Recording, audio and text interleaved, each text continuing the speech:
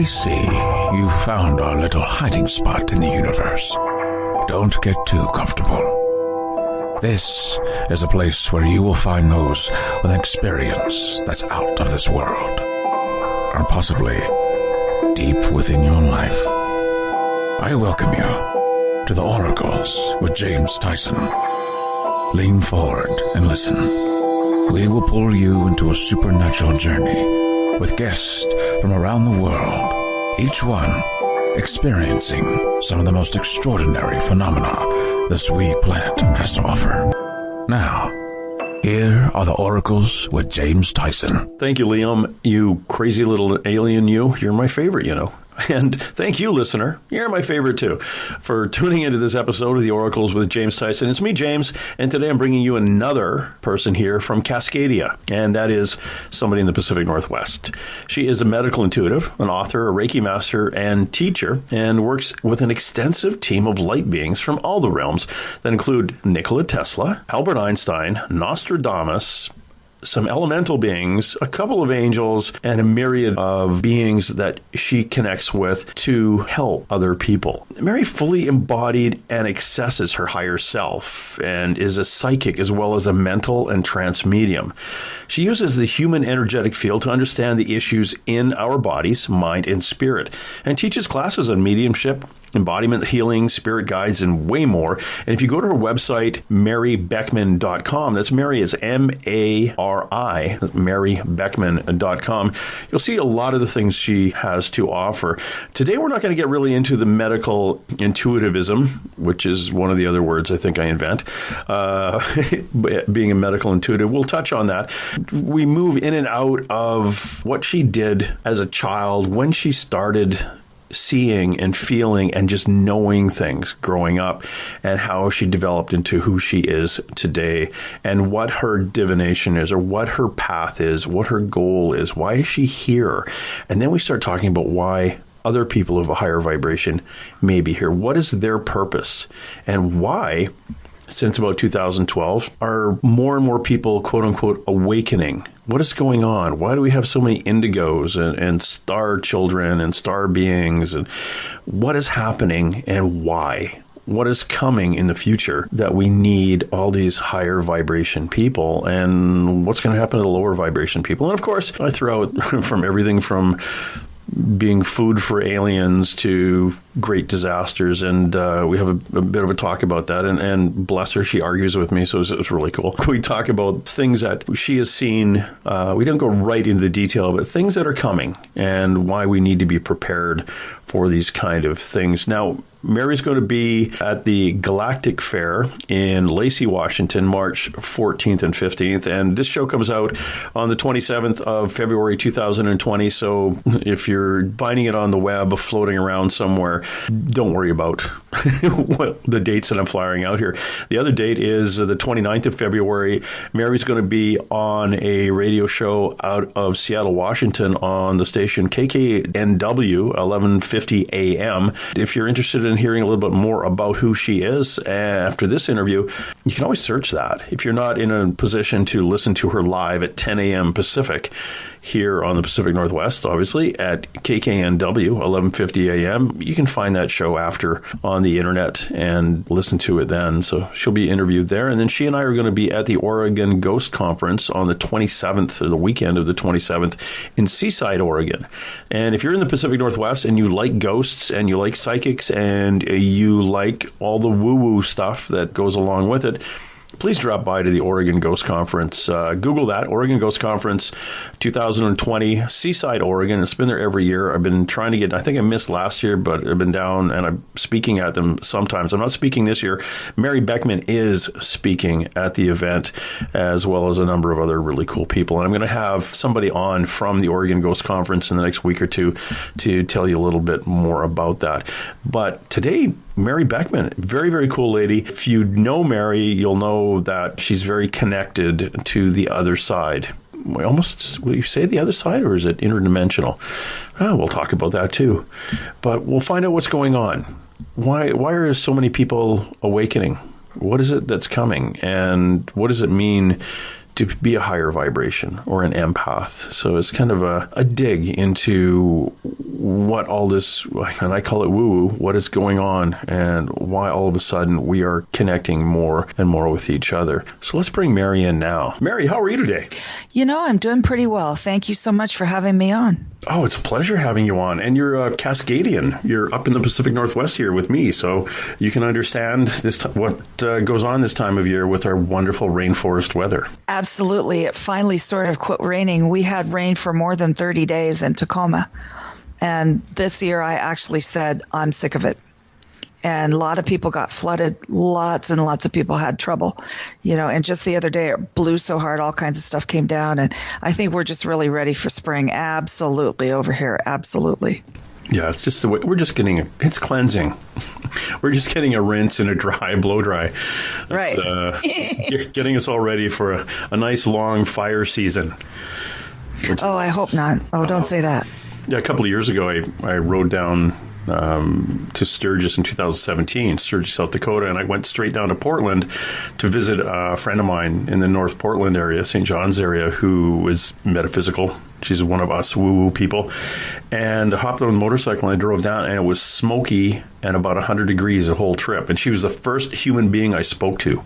So when I spoke, my voice was way up here because my vocal cords had shrunk from breathing in the smoke and the hot air. And I thought, oh, great. And then I turned east from Portland through the gorge, which was, again, really hot along the Columbia River there. And my gosh, but that was a really, really interesting year, 2017. And even on the way back, it was crazy through Montana and all the way when you started hitting just walls of smoke. You could see it in the horizon. It was crazy. So let's hope we don't have another one of those. I don't think there's anything left to burn.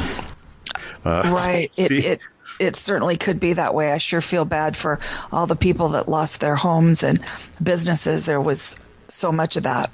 So hopefully this year will be a little bit different because of all the rain. Fingers crossed. Yep. So here you are being this wonderful psychic medium and channeler and connected, and things keep blossoming in your life. When did this all first start for you? Gosh, well, I think like a lot of people, I remember knowing things as a kid. I would know things that would make people kind of surprised. And of course, as a kid, you don't know any different. You think everybody sort of knows that. And I started being surprised when everybody wasn't as concerned with animals and earthworms and trees and everything as I was. I remember being a little kid. I don't even remember what grade it was, but I got everybody to agree that we didn't just need food, water, and shelter, but we needed love too. I mean, what a little weirdo, I was an outcast from the word go, and so I guess it was maybe, I can't remember. I've been doing what I've been doing for about 17, 18 years, maybe. I remember 2012 was a big year for a lot of people. It was for me too. Me too. And yeah. I just learned stuff all the time. I learned something huge today, which I may or may not tell you guys because it was so weird. But I just, some years you think, you know what, I kind of got this figured out. But these days, oh no, I have nothing figured out. And I'm excited about every day as to what I'm going to learn. And right now we're in that personality influx. And so my personality needs a lot of honing. And I didn't miss anything. Sure enough, I got a good one. And, I did learn a big lesson last week. And so, we've been in and out of the, heart influx and brain and all the different stuff. And then here we were on the personality one. So I forget what comes up next, but if people don't know what I'm talking about, follow Jason Estes. He's pretty awesome young man on Facebook, plus a lot of other places. And he kind of talks about what to expect and on the dates to expect it. So I think that's phenomenal. Well, that's kind of interesting. And very helpful because I think a lot of people just want to know, why are we feeling this way? But, your question was, how did I find out that, this was me? Is that I've always had a certain amount of empath skills, but I'm a seer like you wouldn't believe. I can see the size of your guide's underwear, that kind of thing is kind of like my main skill.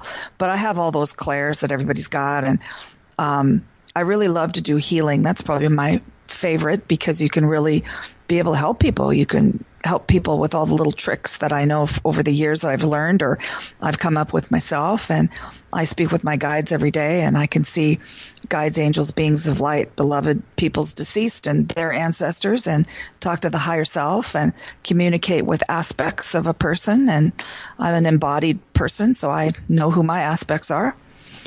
And that's kind of how it all happened. I really like it. Gosh, I don't know what my favorite thing is. I guess it would have to be healing, but I do a little bit of all of it because, we have to do that thing that we all like to do called eat. So I do a little bit of all of it, I guess. You said at the beginning when you were a child, you just knew things.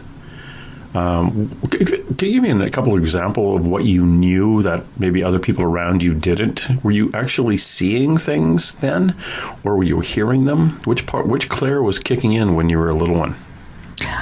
I remember being a pretty little kid, like maybe 5 or 6, and my brother saying, "You don't know what I got you for Christmas." And I said, "A beanbag chair." And that's when beanbag chairs were first out, way back in the 60s. Mm-hmm. And that was right on. So stuff would just float through my head.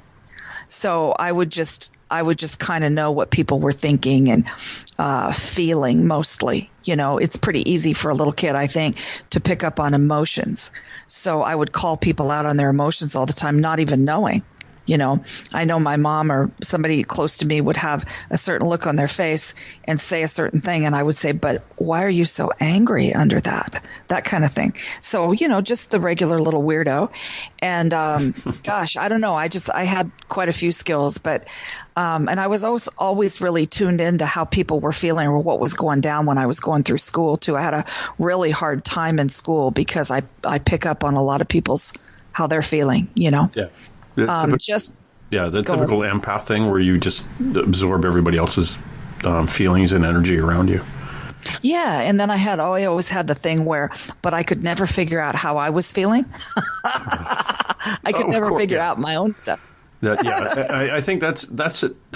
And I thinking back in hindsight, I look back at my life thinking, well, how come I didn't see that? If I'm this intuitive or I feel other people's stuff, how come I'm not doing it myself? And I remember being trained to identify stress in people. Mm-hmm.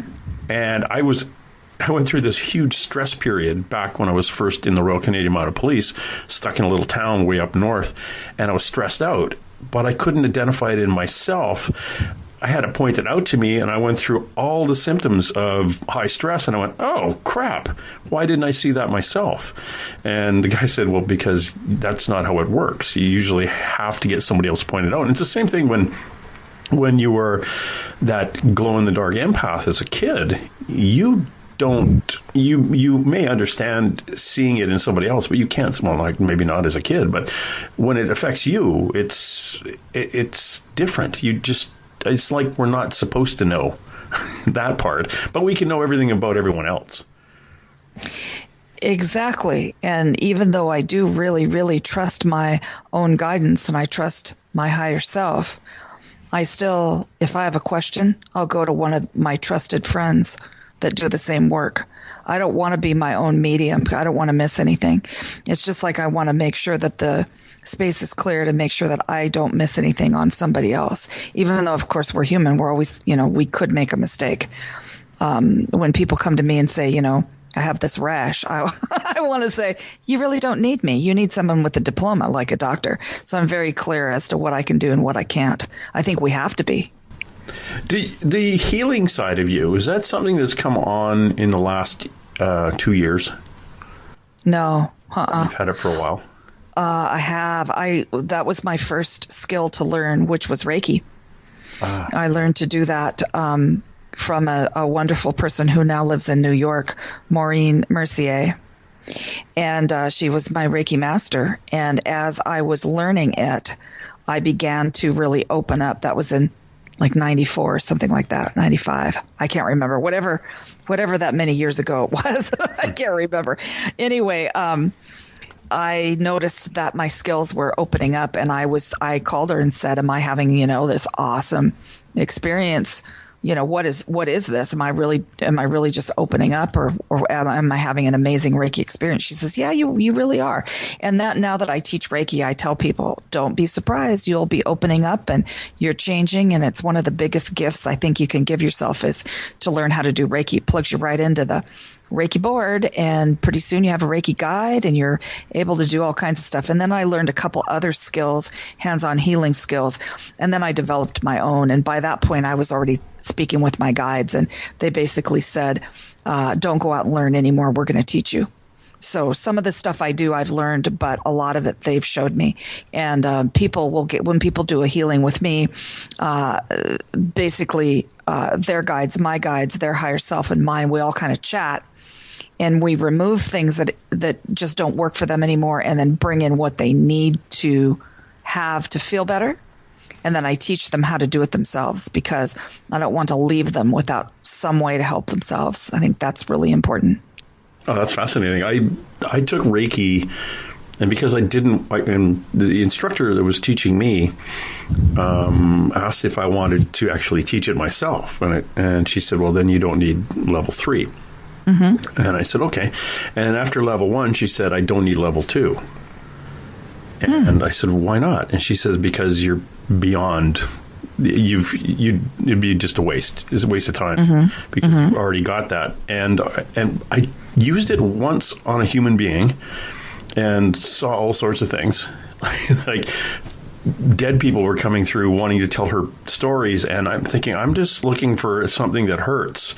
And it was a test. You wanted to say, okay, see if you can find where I got sores, and like a sore leg or sore shoulder, and I got them. Mm-hmm. But while I'm doing it, all of a sudden I've got a dead guy coming through, and I've got this giant being standing beside her, and I went, you know what, I'm good. I think my Reiki's done, and now I just use it on my dog, because he's got an appliance in his knee, and he's got a cruciate ligament, and he's arthritic. Mm-hmm. So I put my hands on him, and it that's it. I don't want to. I'm not sure how to control all what opened up, so I just took a step back, and maybe it's not. That's not good. That wasn't my path at that time. So who knows? I may fall back into it. I may focus a little bit more on that. But I was interested in you saying you get a Reiki guide. I had never heard that before. Yeah. You know what I found out, though? And you know what? Maybe there are Reiki people out in your audience that can tell me, because I've never asked this question, because once I saw this, I kind of connected it up, and there you go. But I had no idea that I had a main Reiki guide, because they always tell you get Reiki guides, and you can hear them. I can hear them in my head, can see them.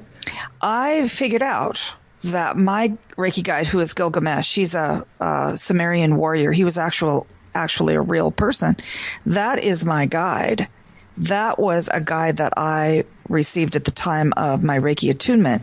And then all of the students that come after me, he is their guide too. So whether that is true of everybody, I don't know, but it was true of us. And so I'll just bet that anytime you need that healing skill, you're going to just bring it on full force, because what I have found with the skill of healing is that all guides will step forward. You can talk to all kinds of people when you're doing those healings, and they will help you figure out stuff in all levels of the body. So if you ever need to have it again, it'll be right there for you. So don't worry about that. Oh, that's fascinating. Then I'm interested in maybe now going out and maybe turning that back on and seeing what happens, just to check in. And the guide side of things, it's fascinating that you actually see and hear them, because I can't. I'm not that in tuned yet. And Reiki for me, and I've been told this by other woo-woo people, psychics, that it's basically comes down to the intent. If my intention is to bring healing energy from the universe down through me, and how I focus it, I bring it down through my crown chakra into my heart chakra on an inhale, exhale it out my left hand, and wherever that's touching. And they said if that's the intent, then it will happen. And that's. So I don't do, like the 7 little turns of the hand and all the process. It's literally a focus, a calming down, a couple of deep breaths, and then I push it through. And my dog just kind of flops right over when I do that. Oh, sure. They love it, don't they? Yeah. Yeah. Gosh. He'll lay down, he'll look at me, he'll give me these great big eyes. He's a 120-pound shepherd cross. And then he just comes over and he licks my hand that's touching him. Mm-hmm. And then he relaxes. But it coming down to it being as long as your intent is pure to help that person, you become that medium, that conduit between source energy or whatever that is and the person you're helping. So in your case, you're really connected with all the little spidery connections. Like you say, the Reiki grid comes through you. So you pull in from multiple locations. I do. And basically, they just told me, just do your own thing after I learned to do some of the other stuff. So I have quantum touch and Reiki and I forget what else. I've learned some other things, but basically now I just do my own thing, and I don't touch people. I do it by distance, and even if I'm in the room with you, I'm always across from a person, and the healing is happening then. So I just look inside a person's body. I can see all the levels and all the bodies, the higher bodies, and that sort of thing. Look in the brain. You can see what's going on in all the organs and muscles, that sort of thing. So basically, it's just like seeing through the body. And so, I'm not a diagnoser. That's not my job. And I certainly don't prescribe anything because that's not what we do as healers. But I can identify where there's an issue, and then I can use energy to adjust. And I adjust through their guides and mine. That's fascinating. That's when I go get Reiki done by a local lady. She does it too. She doesn't really. Well, she doesn't physically touch. She comes close. Like she'll come maybe about a foot or two from you, above you, depending on what it is I'm getting adjusted. But the rest of the time, she can just sit back. Can you? Now you do. When you say you don't have to be in the room. Could you do this remotely too? Yes, because what I was going to say earlier is Reiki 1 is about being plugged into the system. And generally the students then go home and they work on themselves pretty much. In Reiki 2, you get the symbols, and then you're able to work on others. Or Reiki 3, you can become a teacher. So then you get other symbols. So now, of course, in 2020, you can just simply say, this is my humble opinion, though. I mean, anybody can disagree with me on this, but I believe that any type of modality can just come right on up in 12D. So if I say my pendulum's 12D, it's going to be, because it's my intention to pick up on any awesome vibration that I need to use or awesome frequency, and my pendulum's just going to pick it up. That's kind of my only tool at this moment, and it's really for other people because my pendulum does a lot of crazy stuff. And I just have people watch that because you can measure all kinds of frequency with that and measure, what's going on in their body. Actually, you can measure just about anything with it because it's been attached to me for all the years I've been practicing. So, but as far as Reiki goes, that's kind of what you do, but now you can say these days, I believe Reiki's a little bit higher up there now. And of course you have all the different types like the Karuna and the Holy Fire and the Dragon and the Laser and all kinds of different Reiki types. Yeah. So when you say nowadays, what has changed? A lot of things have actually changed. Earth was kind of in a lower frequency. Everything was pretty much 3D, right? And Earth is waking up to 5D and above. 5D in heart for sure. And as we wake up as human beings, this energy is coming in from the sun, coming out of the earth, and the frequency is coming through us, I guess. There's so much more to say about that, but that's just in a nutshell. So we are just feeling all these incredibly interesting new frequencies coming into earth, and we are just changing. We're absolutely changing it into a new human. Does that make sense? It does. So people are, but my listener might be a little thrown back. So we started off. This is, let's go back to that date, that 2012. Let's put us in 2010. What would you say? Were we 4D, 3D back then? I think we've been 3D for an awfully long time. Let's just put it this way. What does the D stand for? Dimension. Dimension. Or density. One way to understand this really well, I think, and I try to do just really simple things because that's how my brain works, is that we notice now that our memory isn't like it used to be. Have you noticed that? I can't remember. Yes. And the time is running differently, right?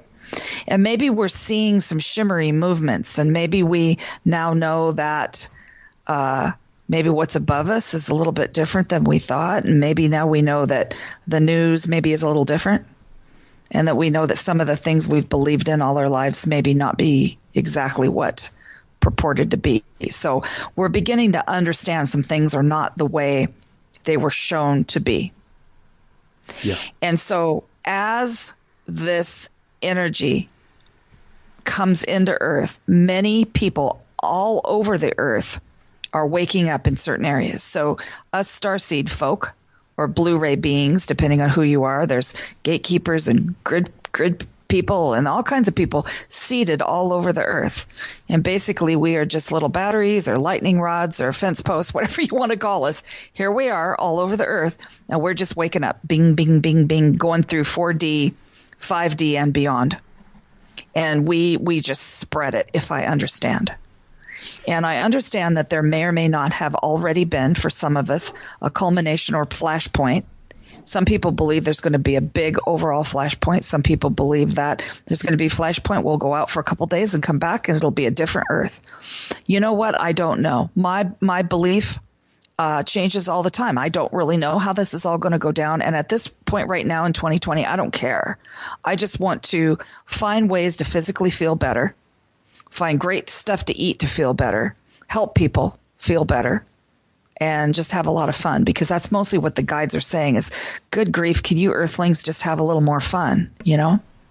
Yeah, I think that's one of the things, and you got to remember who we are. You and I, we interview a lot of people from this community and kind of the existential side of things. And I interview people who deal with UFOs and people who like seeing ghosts and the more metaphysical of us. And since 2014, things have changed in our conversations. In 2014, we talked about a thing. We actually had a radio show every second Sunday called The Shift. Mm-hmm. And we talked about the shift that was coming. And we described, in 2014, we described how there were going to be politicians placed in locations around the planet that were going to bring their countries to, separate, almost bring them to a point of civil war, to throw things off. Our use of fossil fuels, we were it was going to explode. We were going to start using it more. We were basically attacking the earth a lot more.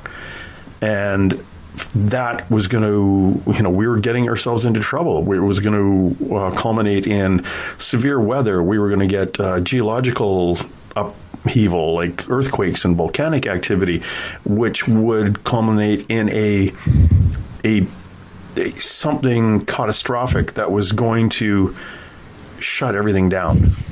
And we'd have to start again.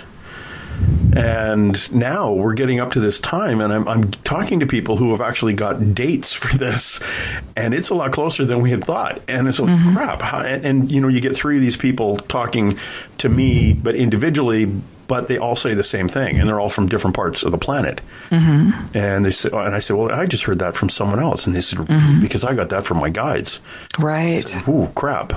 So you guys haven't got together and are fooling me. No, this is all information coming from completely different sources, but it's all exactly the same, talking about the same event. The good side of that is, if there is a good side, humanity comes out of it. We just have to start again, to live with the earth and not off of the earth. So are most of them saying that Earth is suffering quite a bit right now? Yes. Okay. Could I say something slightly different? Sure. And I can go down into the archives as maybe being, again, another weirdo, maybe a real weirdo. But I believe, from what I'm seeing with my guidance, is that we are all on a lot of different escalators. And the escalators are on different paths, and we can be on a couple different paths. I plan on never really being on much of a fear path. I'm more of a preparer. So I prepare in case my lights go out, but I don't think about that, and I don't look for the fear. So when I tap into the earth, The earth feels like it's showing us some ways that we've done some wrong. But I believe in my heart earth is in pretty good shape, and I believe earth is now in at least 5D. And I believe we're going to just continue to come up. I believe that 3D stuff, it doesn't feel like it right now, but I believe that's going to fall away. So whether some people are going to stay on one part of the planet and the other person's going to go to a whole different one, really, I don't know, because my job is just to help people through whatever happens. So each one of us, I think, has a job, and I know very clearly what my job is. But my job is not I don't get all the fear stuff much. I really don't. So I don't know about the catastrophe stuff, but I do know from talking to about 1 million galactics and about 1 million of all the other races on the world, right, is that everybody's got their own agenda. Mm-hmm. I do think that. And so I am just planning on staying in love and holding that love frequency and doing the best I can with it. So that's what I think about that. So do I know what's going to happen? Is there going to be a big flash? All I know is I've had a couple of them myself. Good grief, the things I've seen during that time. So if somebody asks me if I've had the doggone event or the, whatever you want to call it, I'm going to say, yeah. And I can tell you all about it. Yeah. But it really changed me, and it really changed my frequency and my job, and it just everything just has changed from that. So do I think that's already happened for some people on Earth? Yeah, I do. I really do. So I'm sure you've heard that a few times, haven't you? Yeah, I have. And one of the things I've been told numerous times is that my job since 2012 was to point out to other people that they were higher vibration. Oh, yeah. Literally, because I could physically look at a picture of somebody or see them in real life and say, oh, you're an empath. Mm-hmm. And they'll say, I don't know what that is. And I'll say, and then I'll give them a whole list of things that was just generic to empaths. And they'll stare at me and say, oh, you just read me. It's perfect. That's exactly who I am. And I said, well, that's a lot of us. That wasn't just for you. That is something that people with this vibration, and this is where you should Google it. You should look it up, but don't get hung up on a lot of the different see a whole bunch of different explanations for it. Just don't go to the dictionary one where you are affected by other people's emotions or energies. It's a much broader spectrum. And then I walk away. Like literally, I would travel and bump into, and of course, a lot of them are empaths are in service jobs because we gravitate to jobs where we like helping people. Mm-hmm. So I come in contact with them, and it was like I'd tell them, leave the silver bullet and ride off in the sunset. And it was up to them to research it and go. But that was what I was told was that's kind of like my divination was to turn on other people. I like it. I like it. And we all have a place. And I don't know and that led me to having the podcast where I could talk to more people about it and have them look it up and then talk to people like you who has been put in a position of another job and talking to you about what your divination is and what you are supposed to do, what your piece of the puzzle is for us and what's coming. Well, I'm so thankful that my guides give me easy ways to understand people in the very, very, very beginning of meeting them or reading them so that I can have a real clue into them so that I can put them at ease, and then all the bigger stuff will come out. So one of the very first things I do when I look at somebody is I find out who that person is. So a long time ago, my guides gave me the understanding is that I should figure out where did they come from? Are they meta? Did they come from the goddess realm? Did they come from a galaxy far, far, like really freaking far away, like the little kids do? Are they galactic? Are they Earth? Do they come from the celestial realm? Are they an angel? Do they come from the Earth? Are they just an Earth or inner Earth being? So once we have that established, that's ground zero. Does that make sense?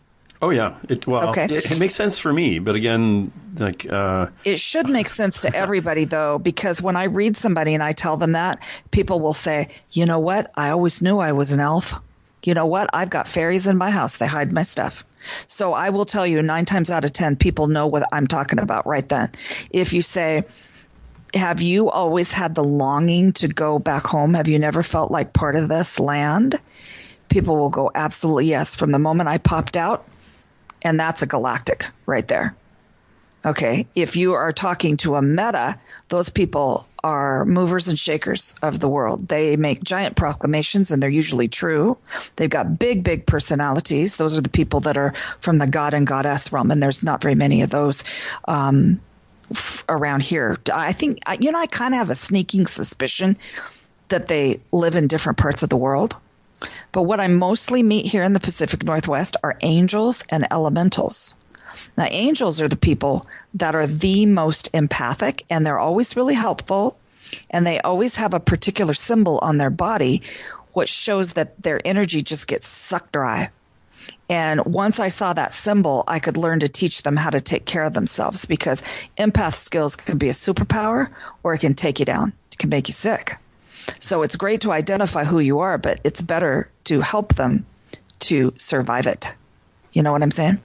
Yes. So then what Spirit gave me recently is they gave me an understanding of how traumatized a person is by a set of numbers. So my guides are Mr. Tesla, Professor Einstein, Nostradamus. Those are my three main guides, plus a whole bunch of others. But those guys are always around. And in their infinite wisdom, they gave me a number system, because a lot of my stuff is numbers. A number system as to how to identify if a person is massively hurt and will get really offended. That's a 0 to a 1. If a person can be absolutely spoken to with the God's honest truth, as my mom would put it, that person is a 10. So somewhere in there at a 5, you got to hold them with your angel hands and love them as you help them. But a 1, I can't even tease. A 10, I can say, I see that your partner's sleeping with the mailman, something like that. You can go all the way to the end. You know what I'm saying? You can really tell them what's what, and they'll be able to take it right in. Does that make sense? Yes, it does. Okay. I feel like I'm that guy that used to go, I'm being pulled over to the right side of the room. What was that guy's name? He'd always go, does that make sense? Does that make sense to you?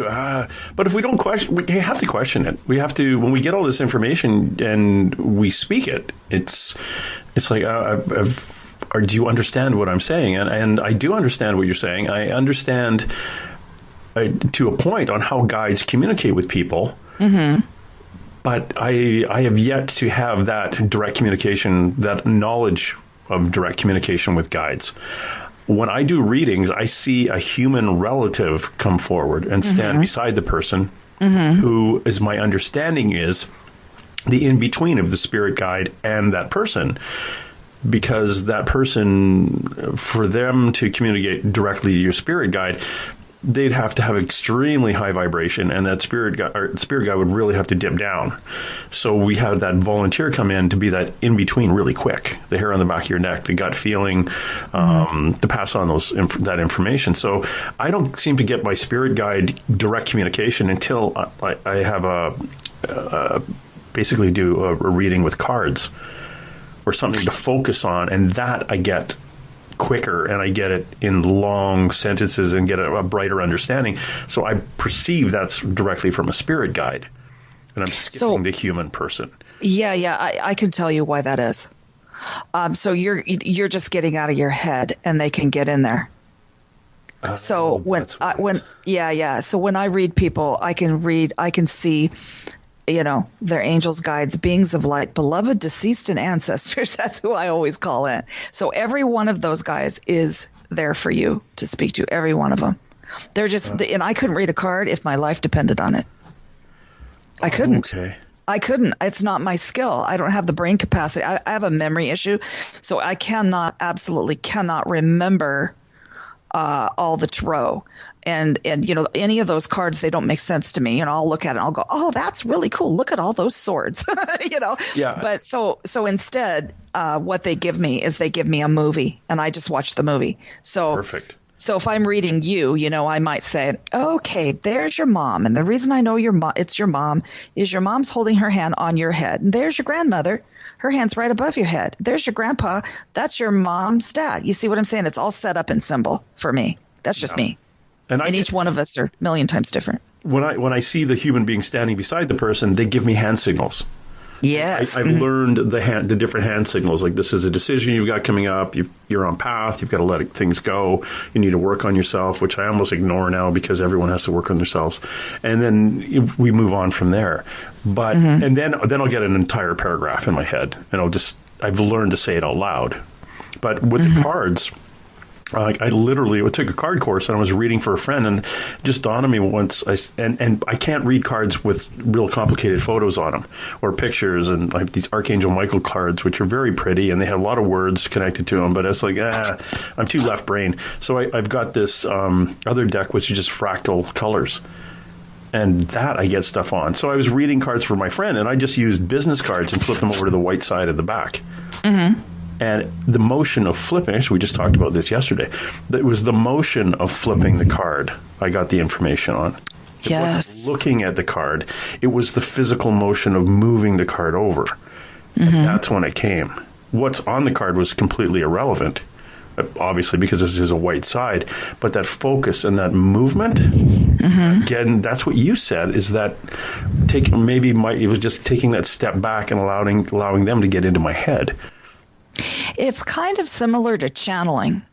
So before my heart and mind was working together and I needed to channel, I would ask my guide to step forward, Mr. Tesla. He and I were married in another lifetime, not the Tesla lifetime, but a different lifetime. So he would take me dancing.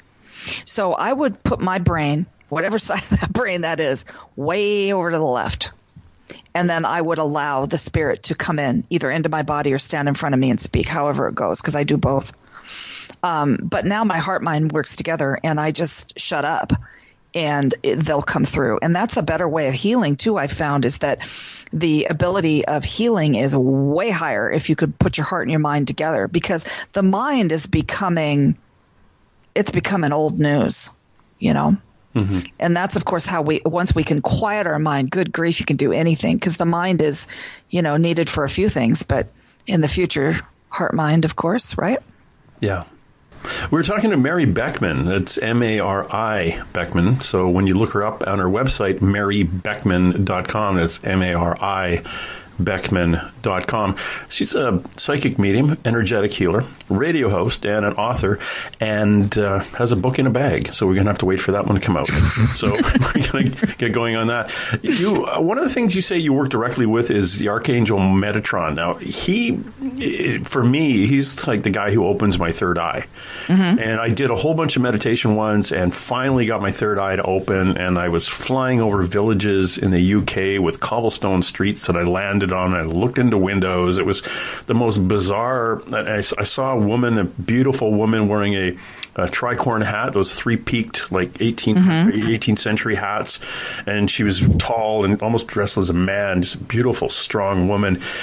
And I saw all these other things and symbols, like Sanskrit symbols. And I got up and I wrote them all down. And it was like fascinating. And sure enough, it was a couple of years later that lady in the tricorn hat ended up being one of my spirit guides. But really, really interesting because they didn't tell a lot of people about that, what she looked like. And then I had a reading, and she said, "Oh, you have a spirit guide. She can come from the water. She used to be, of Earth, and this is what she looks like." And I said, "Oh crap, I know her. I've met her before." But that was fascinating to me. Like, to pick a character out of the blue. I built basically what looked like somebody who was from the Revolutionary War, but a woman in that outfit. And to have that psychic describe exactly who I saw as a spirit guide, that was fascinating. So she came through eventually. But when you connect with Metatron, what is it he brings to the table for you? It's interesting because some of that information is older. Those are my guides that I worked with prior to the set I have now. And what they tell me is they never really go away. If you're associated, this is what they tell me about me. So I kind of think this is true with others, but I don't know. I can only speak for myself, is that my original guides are still out there. So Holy Mary, of course, she's always going to be there for me. Also, I worked with the person who developed the Red Cross. I also worked with so many people in the past that I just don't see anymore. Ra and Apollo and Archangel Metatron kind of just holds the energy. But the guides that I speak to now are the three that I told you about. Mm-hmm. I work with the Morrigan. I work with Kernunos, also with Marie Laveau. These are all health guides. Those are health guides, some of them. Mm-hmm. And then I work with Michael the Archangel, other angels. I work with particularly my Seraphim family. I work with the Arcturians, and I have certain Arcturians I work with. I work with Commander Ashtar and Syrians and Avians, other galactic guides, and then also people of the earth. So my absolute favorite is got to be Saint Germain all day. I love him so much. He's so special to me. Martin Luther King, just so many beings. So, and they all kind of come in for a certain reason. So one guide I work with, Chief South, he comes in if it's a person is a Native American, or he comes in for me to point something out. So it depends on kind of like Marie Laveau is a lot about health for people. She was a nurse, of course, and she's known for voodoo and all that, but she shows me health stuff. So it kind of just depends on what they want me to do as to why they're there, if that makes sense. And my main three, Nostradamus is all about information. Mr. Tesla, again, my husband, he's the one I trust over anybody in the world, except maybe Saint Germain. And then, Professor Einstein just basically laughs at me. So basically I have a lot of people. Those three guys are extremely smart. What they have anything to do with me at all, I have no idea. I'm just your basic human, but they tell me they love me from my heart. So I guess that's why. That's really interesting. When you tap in and what was it, the chief, the First Nations, the American? Oh, Chief Indian? South. Yeah, he is the Holy One that Seattle was named after. Okay, could you describe him? Sure. But describe him as he looks. Yeah, absolutely. Yeah, so the way I met the Holy One is I was standing at my dad's house, and this is after my dad passed away, and I knew a woman who has become a friend of mine, and she needed to know what to do with some sacred land that she and her family lived on. She is a Native American herself. And I was standing on my dad's porch waiting for her to call me, and I could see this being moving out in the trees. And he was dressed in gray pants and a gray work shirt. He had longer hair, kind of graying hair, and had very kind eyes. And so when my friend called me, now she's my friend, of course, I love her so much. Her name's Lori. When we set the circle up, the Holy One walked in, and it turned out to be Chief South. I'd never seen him before in my life. And it turns out there are pictures of him dressed in a gray shirt and gray pants. I didn't know. She is his relative. Now, how do you like that? So now he comes through every once in a while. If I need to do some sort of ceremony with somebody, he and other medicine men and women and holy ones will come through. So it's an awesome story, and I just love him. He feels like dad to me. He's very dad-like, just like Jesus Christ is like that too. He's very dad-like to me. And Mr. Tesla is my husband for sure. And many, many, many, many psychics have seen that. That's fascinating. The reason I asked you what he looked like, because in June, I was doing some readings. We call them stand-up readings, where I'm standing looking at somebody and relatives come through. And it was in June. I was talking to people from Central America, South America, and American Indian. And about a car length behind them, this being came through that was about 7 feet tall, and it was like native looking. Mm-hmm. But kind of hair in a headband, and very strong, with a great big Roman nose, and very powerful, very young, virile looking guy. That's why I asked. Maybe that's who this was, but it's not. It's a different being, because I have no idea who these guys are. These things that are now standing behind people I'm doing readings for, and it's not happening to everybody.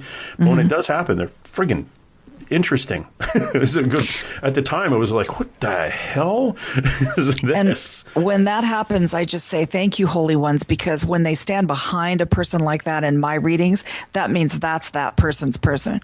So if you're reading 30 people at a time, it's very helpful when the Holy Ones stand behind that person. then you don't have to worry. But now I have my dad and mom are on the other side. My dad's my gatekeeper. So if I'm doing an event where I'm reading a lot of people, like a platform mediumship or something, my dad will let people in one at a time so that my physical body doesn't get overwhelmed. Yeah. Yeah. Yeah, that's crazy. I don't know where my dad is in the great scheme of things. He's crossed over. My mother is the one that's always behind my left shoulder here. Awesome. I remember accidentally bringing a ghost home from a paranormal investigation because I was tired and it was a long drive, and I forgot to clear myself when I left. And I got home and he was standing at the foot of my bed. And I did what any big tough guy would do, is, put your sheets over your head, covers over the head, and then peek again. And go, crap, he's still there. So, but he had the most terrified look on his face, and he was looking over my left shoulder. He wasn't looking at me. He was like, he's totally ignoring me, but standing at the foot of my bed with this terrified look. And I could just imagine my mother just railing on him like, sure, what are you doing here? And then we moved him out. Skeeter Wellhouse, we moved him out the next day. Oh, yeah. And she explained on what happened. And we identified the guy, actually, or identified him. Somebody else had seen them. He'd seen this guy 20 years earlier when she was 6 years old. Mm-hmm. And she described exactly the same guy that I had a tag along home with me. But yeah, so I know my mother's there, and she's kind of maybe she's my gatekeeper. I don't know, but she's around. And my guides, I don't know. I did have a regression thing again through Skeeter, and I kind of went back to who my higher self was, and I was my higher self. But then again, my primary spirit guide was also me, as an ET. And I like, hold on. So this guy that's been described as my primary spirit guide that looks like he's from Egypt 30,000 years ago is really not from here. And yeah, that's right. You were told that when you first had that pointed out to you, that he wasn't terrestrial. And it didn't dawn on me that meant he was from somewhere else, or he had never lived on Earth. But yeah, that was the weirdest thing, is when you find out that this guy you think, that I call Matthew because he didn't have a name, that was my spirit guide, that actually is me, who is my highest self. It's like that circle, that circle that just keeps going. Yes, those are those pieces of information that make you have to go sit down and, have some seltzer or something, Oh yeah, kind of when you recognize that there's so much more that we don't know, but I believe that it is coming in the next short while. I mean, the guides will always tell you soon, soul, it'll come soon. But I really do believe it's getting close, because a lot of the signs are there. Soon, soul, but on whose timeline? On exactly. Human timeline, which is linear and doesn't really count. Right. Or the flat timeline where my mother, who's standing behind me here, is still going to her favorite nightclub when she was 25, exactly at the same time she's sipping a glass of wine on the porch of wherever, and being in every place she'd ever loved at the exact same time. So yes, because it's all happening in the exact same, it's all happening at once. It really is. And isn't that a head scratcher? I know. It's like, good Lord, Mary. But it makes you excited to get up for the next day, though, I just find myself waking up, and before I think, oh, gosh, boy, do I sure hurt, I think to myself, I am so thankful. And then I start naming off what are the things I'm thankful for, and that's how you raise your energy, I think. You're thankful for the first breath you remember to take that morning. Exactly. I've been breathing all night, and I still am. Well, thank you for that. Yeah, exactly. I would have thanked you more if you had cleaned the house while I was sleeping, but thank you anyway. Exactly. So, hey, do you ever get, this is a weird question, well, so it's the weird show. Do you ever get dead people bothering you for help? Well, remember back when I was saying everybody has an agenda? Was that you I was talking to a moment ago? Yeah, okay. That was me. Yeah. So sometimes folks, again, like you were saying, will follow you home, or you'll see somebody on somebody, or they'll come by for a chat or whatever. And absolutely, yes. And they, it's good to remember that we are able to help most, not everybody. If people don't want to go into a newer, funner dimension, that's cool with me. But you can point out how you can make things better. And Yeah, so I sure do. I've seen we've certainly had, when my husband and I got our house, we went through and I made sure that it wasn't, full of all kinds of stuff. And then a couple weeks in, of course, I was lying in bed and I looked up and there was a little girl. And my husband regularly brings stuff home with him. He's got a beautiful heart and they'll follow him home. And yeah, that does happen. Absolutely. Yeah. Does he notice it when he brings them home, or is that something you notice? He's beginning to, yeah. He'll say, "Do you think there's anybody in here with us?" And he's had some experiences where he's seen orbs in daylight. And he's beginning to just, I'd say he's really getting quite awakened. So when I first met him, probably not quite so much, even though he always wondered about this kind of stuff. And then he was always very skeptical. And I'm fairly skeptical. I'm a prove it person. I like to make sure that if I'm going to tell you, you've got this thing happening, I need to prove it in 8 ways. I think maybe that's why I have all those science people with me, because they do know I'm like that, Mm-hmm.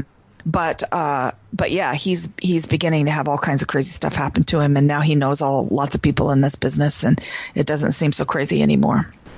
Well, that's the key thing, is when you're a kid growing up with this stuff, a lot of people would just keep their mouth shut because they didn't want to be seen as crazy. Or a friend of mine, Sharon Day, grew up in a very haunted house. It was a Civil War battle hospital for both sides as the battle moved across the farm.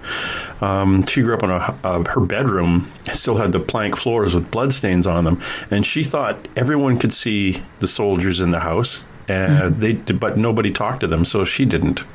Mm-hmm. And it was like, no, you're the only one who sees the soldiers in the house. Mm-hmm. And she developed into quite a seer, we'll call it an intuitive.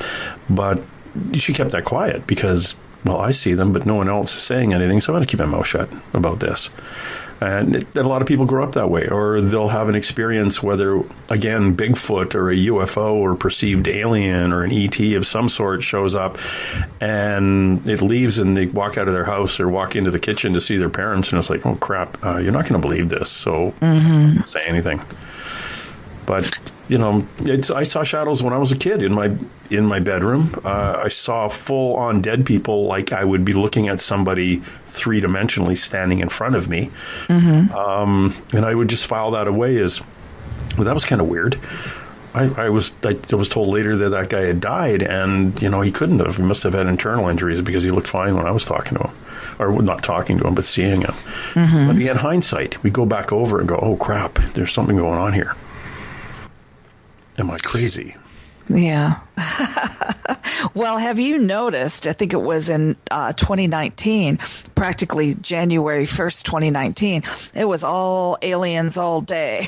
I mean, if you look on social media and, everywhere, it was like, this is the new movie and it's about galactics, it's a new movie about it just really came out. And then now this, more disclosure and people talking in the Gaia TV and all that.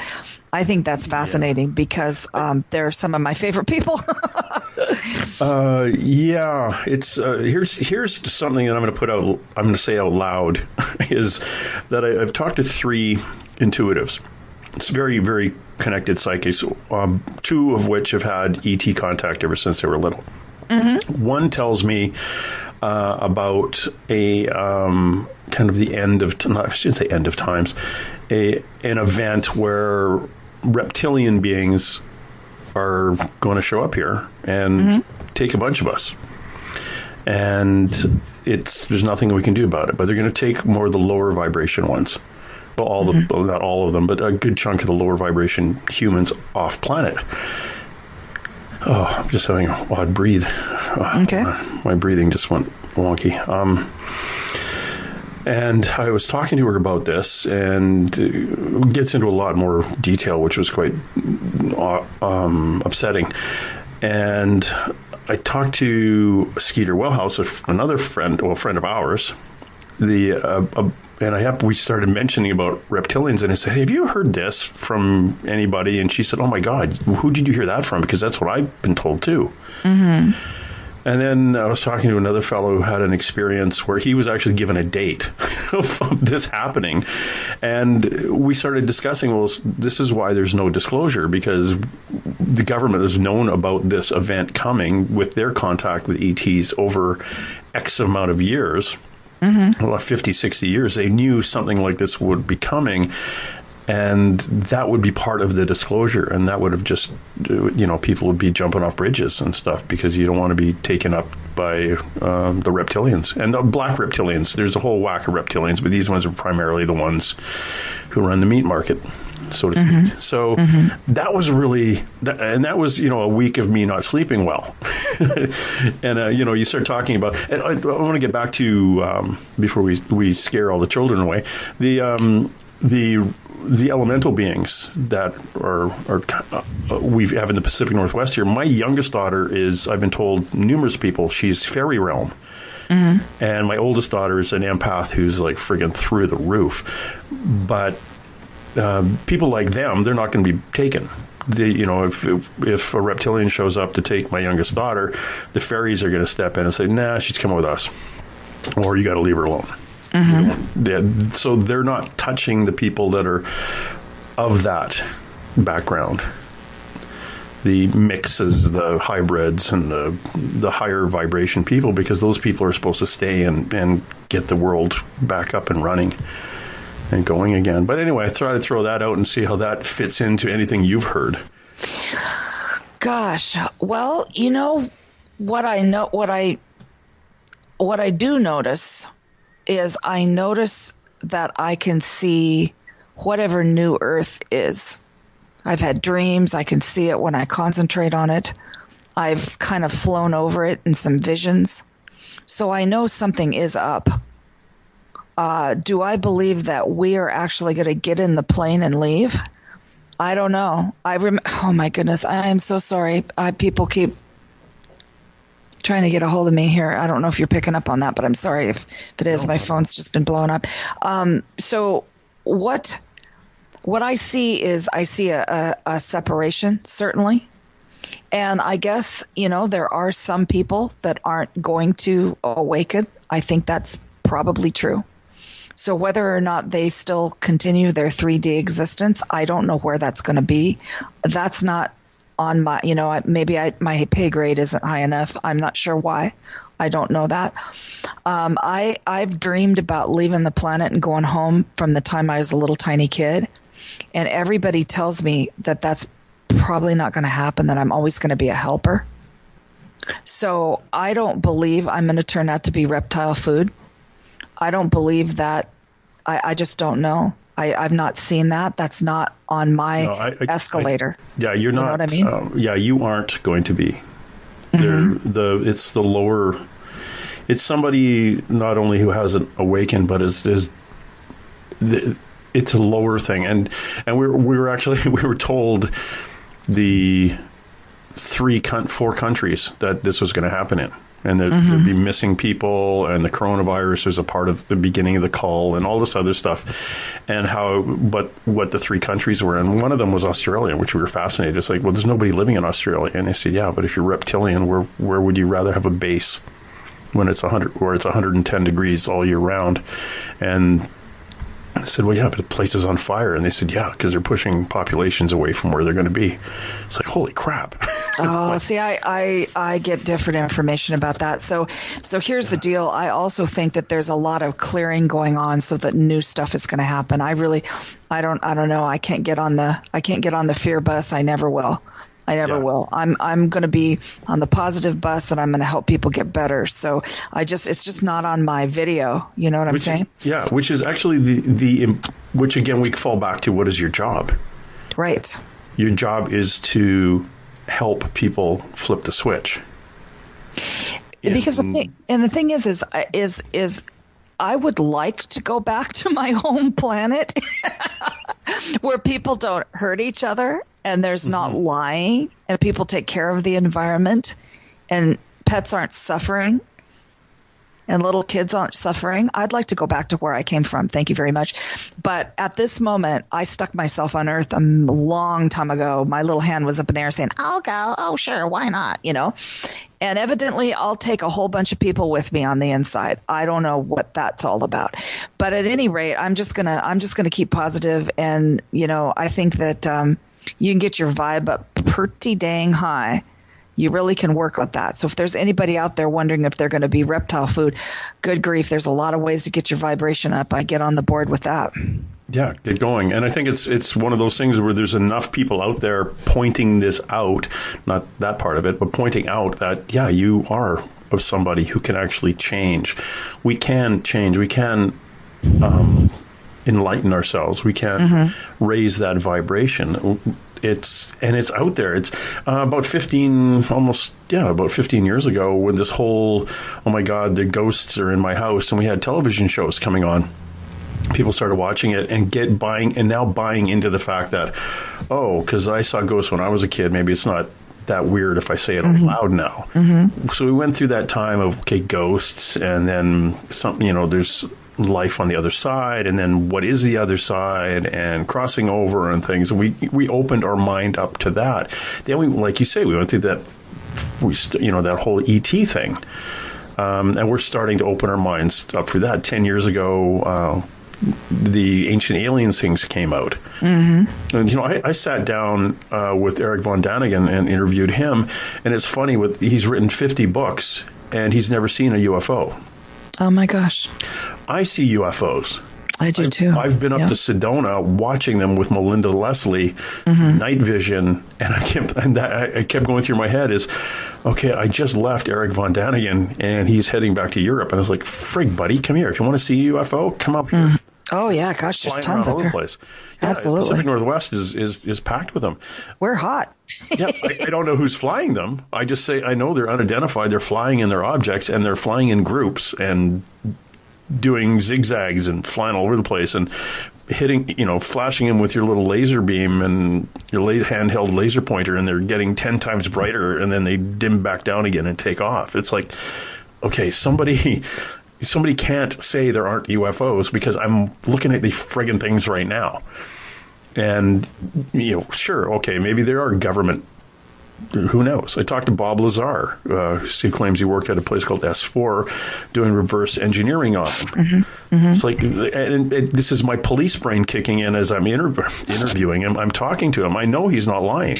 Yes. I can look at him and go, yeah, you're not lying. You did reverse engineer a UFO that was found in an archaeological dig that, the stuff around it was 10,000 years old. Damn. So what's going on now? Who knows? But well, one thing that are flying around here, are we flying them, or are they flying them, or are we both flying them? I think we're both flying them, but I just want to tell you, but I know that we're getting somewhat close. I don't want to miss telling you this. So I have a dear friend that takes some pretty spectacular pictures of every one of the realms. So she can come inside a person's house or go out, take a picture of the bushes, the trees, the spaceships, the sky, the everything. And in those pictures are all of us and all of them. So if you ever want to see some pretty interesting stuff, you can look at her photos and see who is with you at all times. They're all here.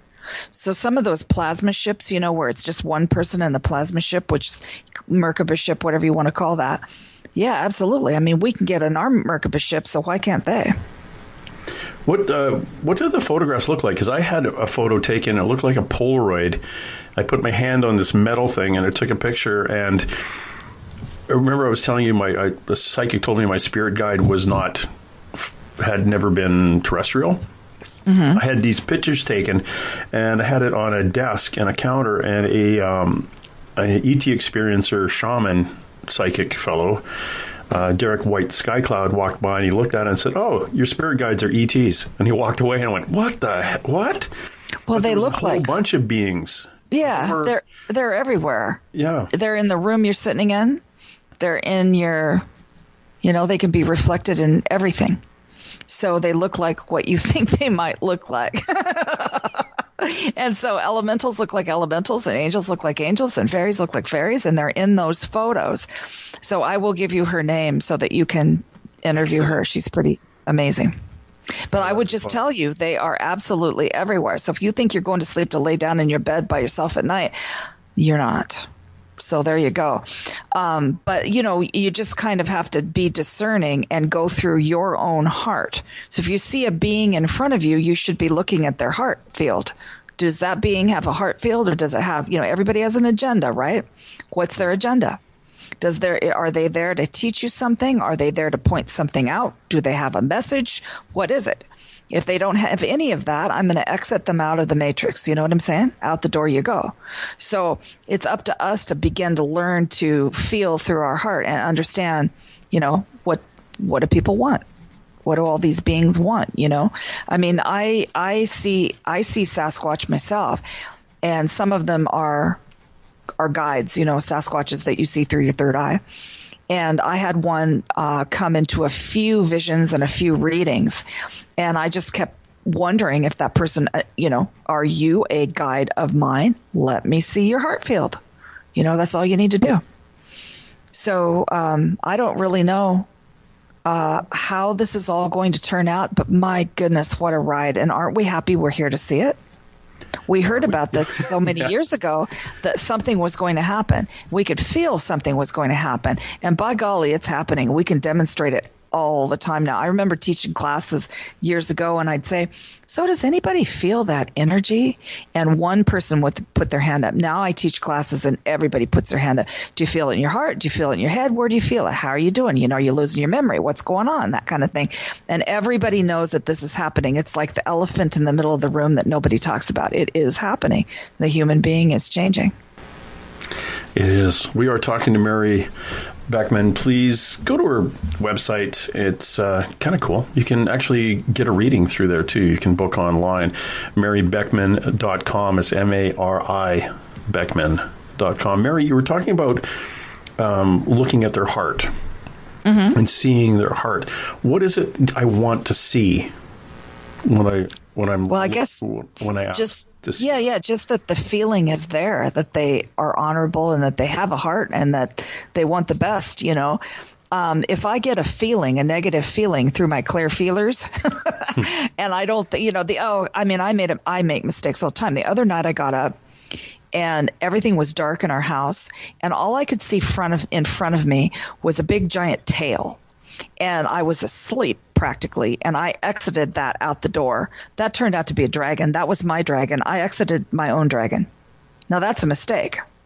But I have seen things stand in front of me like reptilians when there was more of them on the earth.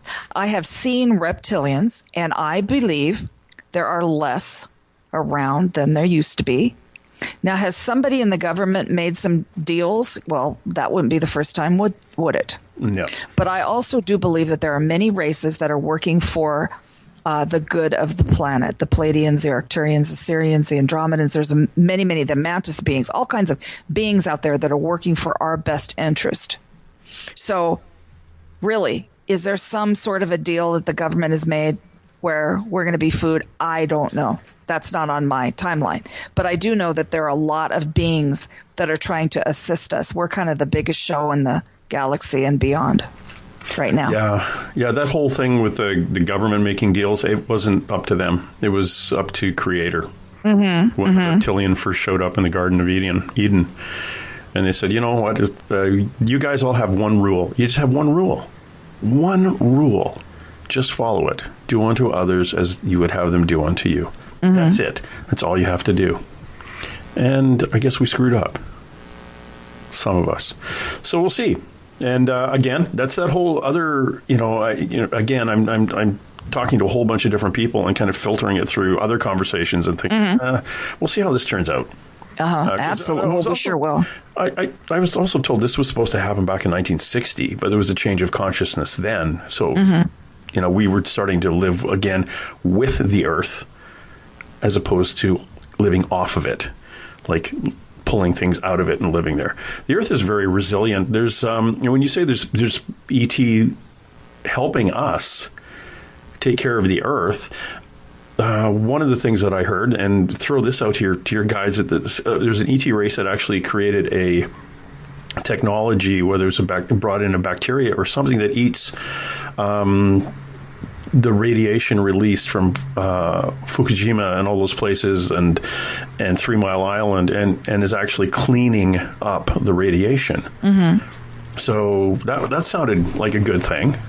And I know that they didn't want us blowing each other up back in the 1960s and 70s when they were interfering with what we were doing over, or what the battles and stuff were over in Vietnam, as we were in kind of encroaching into China, which would have set off a whole bunch of other issues.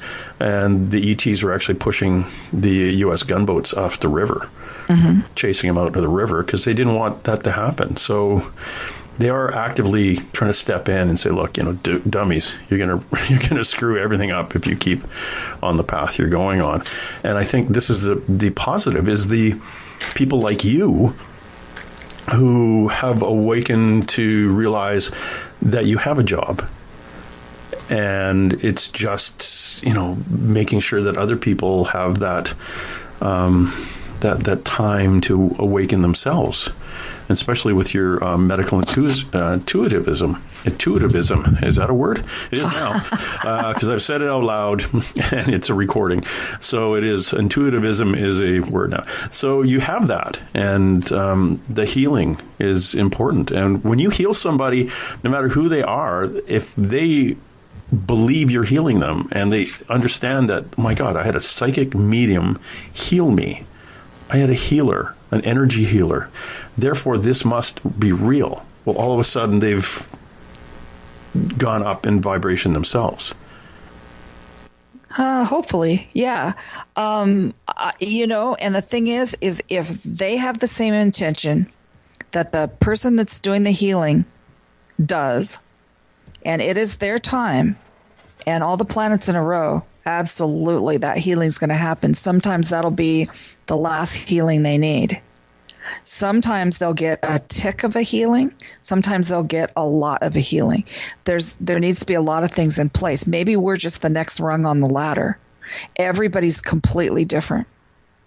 And, sometimes you have things in your subconscious that keeps you from healing.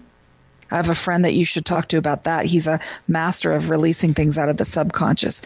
Sometimes maybe you have past life things or issues in the family and way back in the lineage. And many things need to happen before that trip, the trip switch goes where the healing occurs. But what I would tell people is, my goodness, instead of watching cat videos or somebody on YouTube singing, watch all the awesome content on healing on YouTube. Get on these podcasts and listen to people that are actually doing the work, and really listen, because everybody's got a piece. Each one of us has a key. We are here for, I'd say for doggone reason, right? If we've made it this far in 2020, we are here because we have a key. Not every healer is the same, because you might be doing a modality, but pretty soon you'll get to a point where, oh my goodness, you're actually rocking some awesome healing thing of your own, and you can really help people, right?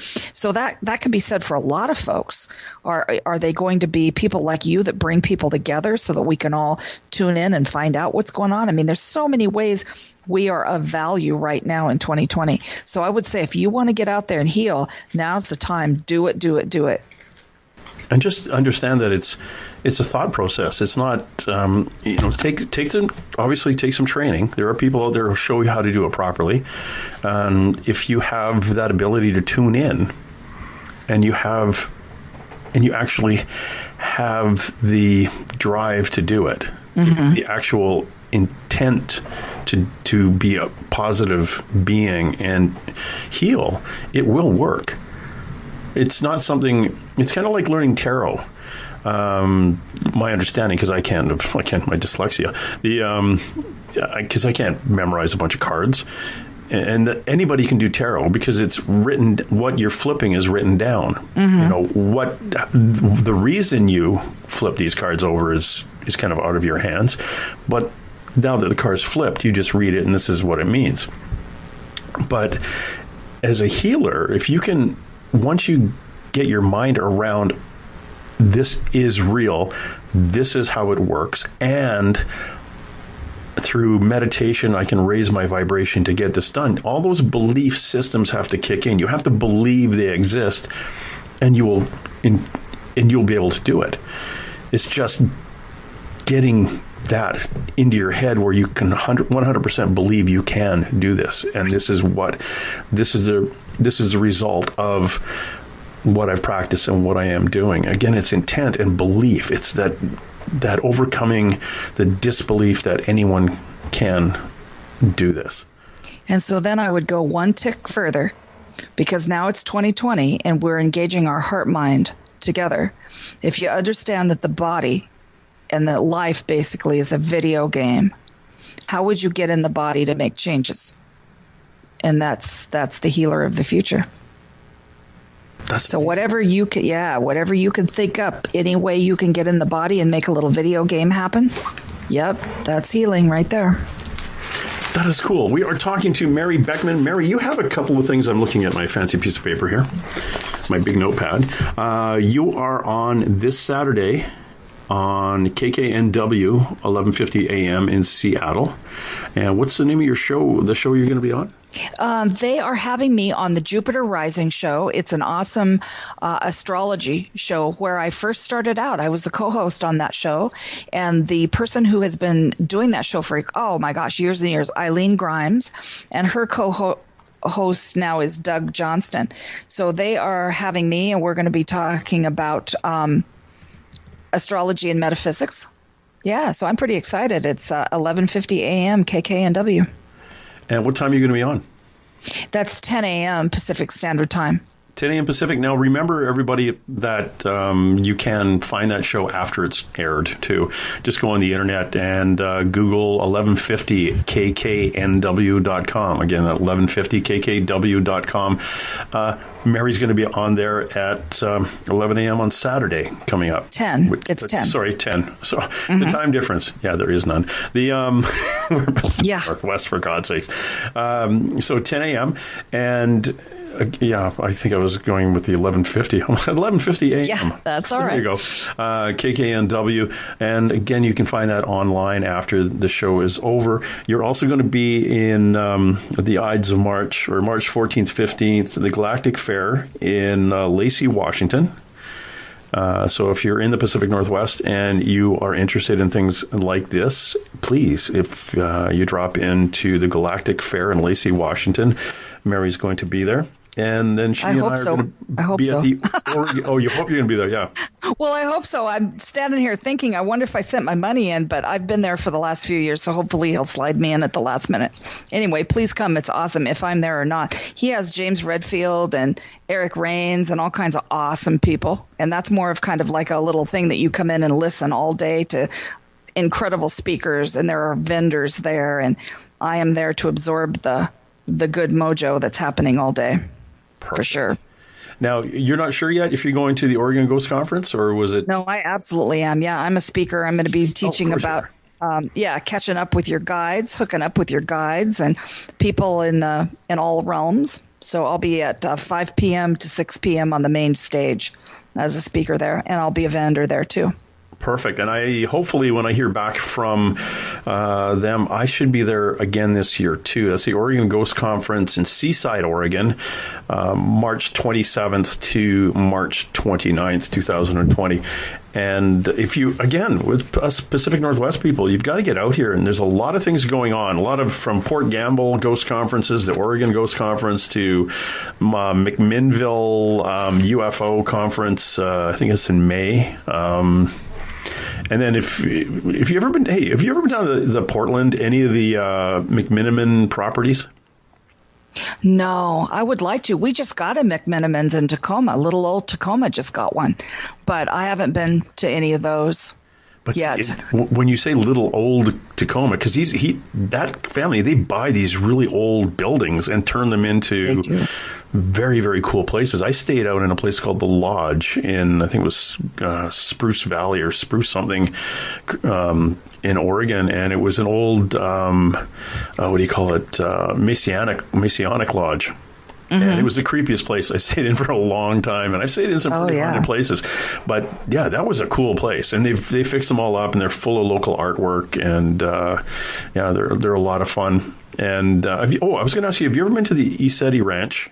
I have a couple times, and I was so incredibly lucky to be able to interview James Gilliland on my very first radio show. My radio and podcasting is called Metaphysical Meltdown, so you guys can find that on YouTube. But I was there at the ECETI in a group a couple times. It's not too far from here. Of course, if you don't go the wrong way like I did, it was actually the second time I totally got lost. But we were there for a reason, I guess, going up that mountain in the snow. But you can see so much stuff, and there's such nice people there. And James is just such a good man. So if anybody hasn't been to the ECETI, please go. It's, what is it called? Enlightened Contact Extraterrestrial. What's the I? I can't remember. Intelligence. Intelligence, yeah. Mm-hmm. Yeah, but I have yet to be there. I've been asked, my friends Seth and Brian, I've met her. Oh, so she's the one I was driving down to Oregon to visit one of my motorcycle in the fires. Mm-hmm. Anyway, she's been up there a couple of times, and we're trying to set up where we can both go and go up and see what there is to see up there. But that's one of my paranormal bucket lists that I want to deal with. And get that going. And speaking of paranormal bucket list, that's why my Patreon account. If you like the content of these podcasts, you can donate $3 a month on Patreon, and it goes into and those people get a psychic reading draw once a month, or a past life regression, or astrological chart. But if I get up to 2,222 people, once a month I draw a trip for two. And it will be to places like the ECETI Ranch, or if you like ghosts, we'll book a couple of days on the Queen Mary and do a paranormal investigation with a local team, and we'll film it as a documentary. I have a documentary film crew who's volunteered to come out and do this. So that's what you get when you donate your $3 a month, when we get up to that 2,222 mark anyway. Until then, I can't afford to send you on a trip. So, and the reason I want to do that is I want to go too. Mm-hmm. Yes. I want to go back to battlefield like Gettysburg, or I want to go to the UFO conference in Phoenix, and take a couple with me and give them VIP treatment, get them all the books, get them on the thing, and take them up to Sedona to watch UFOs. Sure. Heck, I should come down and see UFOs with you guys, or go to the ECETI Ranch and see them. For goodness' sake. Absolutely, anytime. Yep. Yeah. Because I would like to go this year in April. I'm going to go to Glastonbury to stand at the tour and look up and see if I can see anything. So I'm pretty excited to get to go see that. And go to Stonehenge. Fun. Yeah. Stonehenge. Don't lean up against it and knock them over, because I saw Mr. Bean do that. It's embarrassing. And Metaphysical Meltdown, I have subscribed to your channel. Please, if you're interested in these type of conversations, go to Metaphysical Meltdown on YouTube. Just go to the Google net, find it there, and you'll see a series of Mari Beckman's interviews with people like you and I like to talk to. So all us woo-woo people. Yes. Well, thank you so much for having me on. Well, thank you, Mari. It's been a pleasure, and I'm really looking forward to seeing you down at the Oregon Ghost Conference in Seaside, Oregon at the last weekend of March. Sounds good. I'll come up and give you a hug. Sounds good. Thank you so much. Watching you while you sleep all alone. All right, that's it. Let's roll. And hey. Let's be careful out there. Far over the snow, what are those voices? They sing as they go. What are those voices? Look up for the mountain. Somebody hide, somebody better hide. Through the hail,